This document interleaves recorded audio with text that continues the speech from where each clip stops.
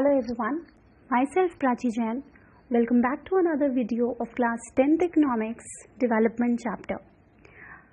इससे पहले भी एक और वीडियो बन चुकी है जिसमें हमने डेवलपमेंट चैप्टर के पहले के कंपोनेंट्स कवर किए हैं और इस वीडियो में हम इसके आगे के कंपोनेंट्स, आगे के टॉपिक्स पढ़ेंगे. अगर आपने पहले वाली वीडियो नहीं देखी है तो आप पहले वाली वीडियो देख लीजिए, वहाँ से भी आपको हेल्प मिल जाएगी. सो आज की वीडियो स्टार्ट करते हैं. Okay, so we have already covered, ये वाला टॉपिक हम पहले ही वीडियो में पढ़ चुके हैं, तो वो आप वीडियो देख सकते हैं. आज हम आगे का एक टॉपिक लेते हैं जिसमें डिफरेंट कंट्रीज़ को कंपेयर किया गया है using their per capita income in US dollars, life expectancy rate, literacy rate, gross enrolment ratio and world human development index rank दी गई है अलग अलग कंट्रीज़ की. सबसे पहले कंट्री जो ली गई है वो श्रीलंका ली गई है. श्रीलंका की पर कैपिटा इनकम बताई गई है 4,390. Life expectancy rate, now what is this life expectancy rate? As you can see on the screen, life expectancy as the name itself is suggesting life expected कितनी है एक पर्टिकुलर नॉर्मल पर्सन की. So life expectancy at birth denotes, as the name suggest, average expected length of the life of a person, कि अगर एक normal person है तो वो कितने टाइम तक जी सकता है, जिंदा रह सकता है. सो वो बताता है लाइफ एक्सपेक्टेड या लाइफ एक्सपेक्टेंसी. पर कैपिटा तो हम ऑलरेडी पढ़ चुके हैं. पर कैपिटा इनकम एवरेज इनकम होती है नॉर्मल पर्सन की.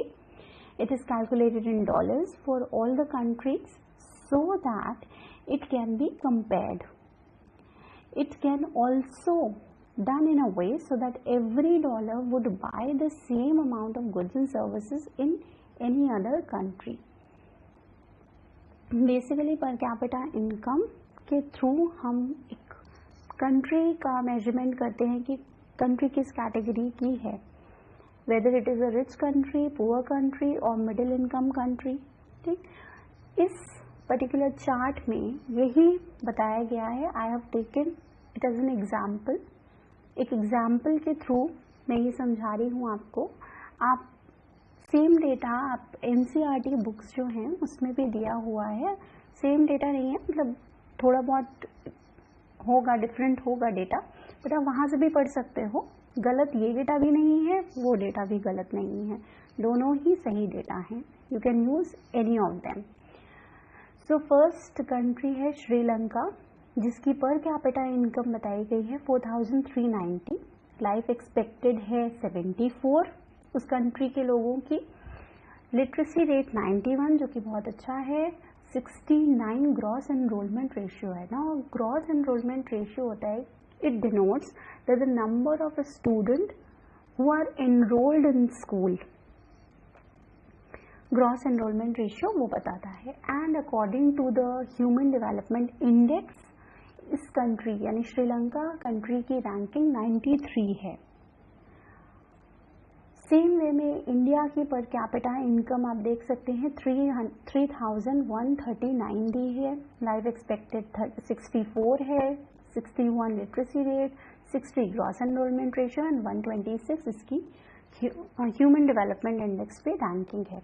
तो जैसे जैसे यहाँ पे कुछ कंट्रीज मेंशन की गई हैं, म्यांमार, पाकिस्तान, नेपाल, बांग्लादेश, उन कंट्री का आप कंपैरिजन कर सकते हैं दैट कौन सी कंट्री का पर capita income in US dollar कितना है और वो कंट्री किस कैटेगरी में आती है. यहाँ पे ह्यूमन डेवलपमेंट इंडेक्स के अकॉर्डिंग इनको रेटिंग की गई है इन कंट्रीज़ को, कि कौन सी कंट्रीज़ बहुत अच्छा परफॉर्म कर रही है, कौन सी कंट्रीज़ नॉट सो गुड है, उनकी रैंकिंग नीचे है.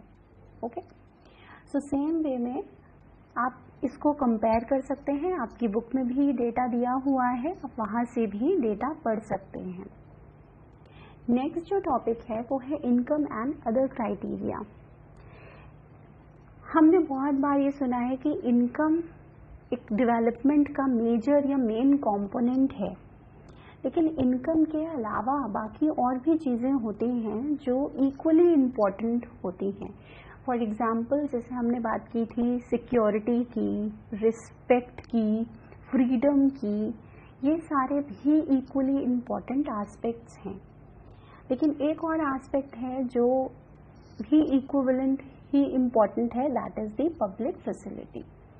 जब हम एक नेशन की बात करते हैं, एक कंट्री, एक रीजन की बात करते हैं, तो हम इनकम के अलावा भी और चीज़ें देखते हैं उस कंट्री में, जैसे वहाँ का इंफ्रास्ट्रक्चर कैसा है, वहाँ का हेल्थ केयर सिस्टम कैसा है, एजुकेशन सिस्टम कैसा है, ये भी चीज़ें कंसिडर की जाती हैं।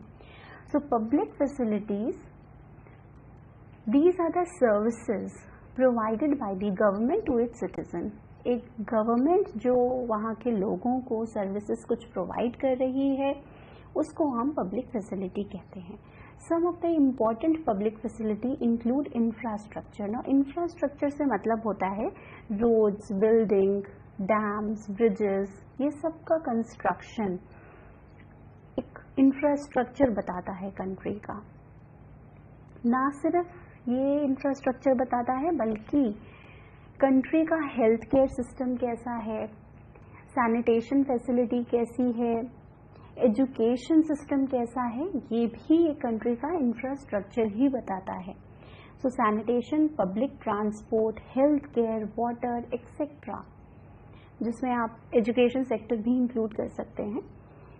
अगर किसी कंट्री की ये चीज़ें काफ़ी डेवलप्ड हैं, काफ़ी अच्छी हैं, तो हम बोलेंगे कि उस कंट्री का डेवलपमेंट है, उस कंट्री की पब्लिक फैसिलिटीज़ बहुत अच्छी हैं। सो सिर्फ इनकम ही एक एस्पेक्ट नहीं होता है जो हम कहते हैं कि डेवलपमेंट के लिए अच्छा है, बल्कि अदर क्राइटेरिया, जैसे पब्लिक फैसिलिटी में इंफ्रास्ट्रक्चर हो गया, सैनिटेशन हो गया, हेल्थ केयर फैसिलिटीज़ हो गई, मेडिकल फैसिलिटीज़ हो गई, वहाँ का इंडस्ट्रियल सेटअप हो गया, कितना इकोनॉमिकली कितना एनहांस्ड है वो रीजन, ये सब कुछ इंक्लूड करता है development. And the last topic is sustainability of development.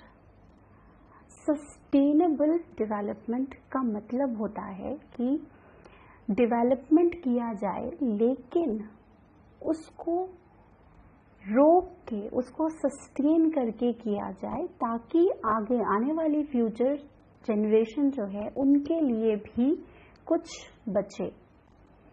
So sustainable development is defined as the development that meets the need of the present without compromising the ability of future generation।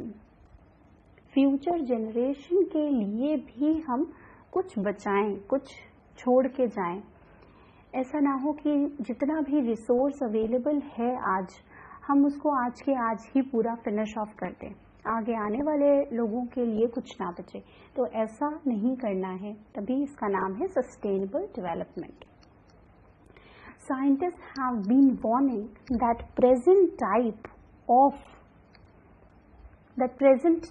and the level of development are not sustainable। Scientists ने ये देखा है, ये समझा है और बताया भी है, एक वार्निंग भी दी है कि जिस तरह से यूजेज हो रहा है रिसोर्सेज का, वो सस्टेनेबल नहीं है। मतलब अगर ऐसे ही यूज़ होता रहा चीज़ों का, तो बहुत ज़्यादा टाइम तक इकोनॉमी में या कंट्री में या वर्ल्ड में रिसोर्सेज नहीं रह जाएंगी। हम क्यों कहते हैं कि वाटर सेव करना चाहिए? क्योंकि water as it is, water level बहुत कम होता जा रहा है because of over use of ground water का बहुत ओवर यूज़ किया जा रहा है, और रेन वगैरह नहीं हो रही हैं कि वो ग्राउंड वाटर दोबारा से रिन्यू हो पाए। इसीलिए हम कहते हैं कि वाटर को वेस्ट नहीं करना है, वाटर को बहुत वाइजली यूज़ करना है। And also the exhaustion of natural resources. ये कुछ एग्जाम्पल हैं जिनसे हमें पता चलता है कि सस्टेनेबिलिटी ऑफ डेवलपमेंट कितना ज़रूरी है। अगर हम ग्राउंड वाटर ओवर यूज़ कर लेंगे तो आगे के लिए कुछ नहीं बचेगा। सेम वे में एग्जॉस्शन ऑफ नेचुरल रिसोर्सेज, जितनी नेचुरल रिसोर्सेज हमारी इकोनॉमी में हैं, चाहे वो नेचुरल हो या मैनमेड हो, सब सारी ही चीज़ों को वाइजली यूज़ करना है। रिन्यूएबल रिसोर्सेज हों या नॉन रिन्यूएबल रिसोर्सेज हों, रिन्यूएबल रिसोर्सेज तो फिर भी बन जाती है, बट नॉन रिन्यूएबल रिसोर्सेज बहुत टाइम लगता है बनने। For example non renewable resources का crude oil, right, coal, natural gas, these are non renewable. इनको रिन्यू होने में बहुत टाइम लगता है, ईयर्स लगते हैं। इसीलिए कहा गया है इनका यूज़ बहुत वाइजली करना चाहिए, सस्टेन करके करना चाहिए, ताकि आने वाली जनरेशन को भी इसका बेनिफिट मिले। That is what is called as sustainability of development. Development should be done without compromising the ability of future generation. So I hope आपको इस वीडियो से चैप्टर पूरा समझ में आया होगा। अगर आपके कोई डाउट्स हैं इस चैप्टर को लेके, कोई पर्टिकुलर क्वेरी है, so you can write me in the comment section, आप कमेंट में लिख सकते हैं। अगर आपको कोई टॉपिक सजेस्ट करना है सो दैट आई कैन उस पर मैं कोई वीडियो बनाऊं या उसको एक्सप्लेन करूं, तो आप वो भी कमेंट सेक्शन में लिख सकते हैं। एंड आई रियली होप कि आपको ये टॉपिक आपके बोर्ड एग्ज़ाम के लिए काफ़ी हेल्प करे। Okay, so thank you and keep watching my videos. If you like, do like, share and subscribe. Thank you very much.